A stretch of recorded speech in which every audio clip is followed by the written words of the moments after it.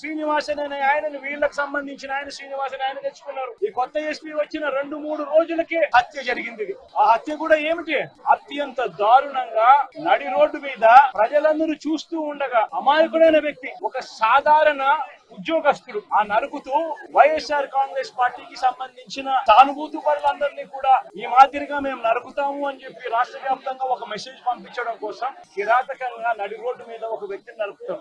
ఎంతటి దారుణంగా ఉంది అంటే పోలీసు వ్యవస్థ వీళ్ళదే. ఇదే ఈనాడు, ఇదే ఆంధ్రజ్యోతి, ఇదే టీవీ5 వీళ్ళందరూ కూడా పత్రికల ముసుగులో వీళ్ళు కూడా ఏ స్థాయికి దిగజారిపోయారో ఒక్కసారి గమనించమని అడుగుతా ఉన్నా. ఈనాడులో ఈ రోజు నిన్నను ఒక స్టోరీ, అప్పుడెప్పుడో మోటార్ బైక్ అట కాలిందట.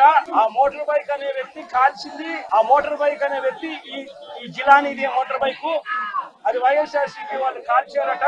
అందుకనే 2 ఏళ్ల తర్వాత ఇది జరిగిందట అని చెప్పి ఒక దిక్కు మాలిన అబద్ధం చెప్తా ఉన్నారు.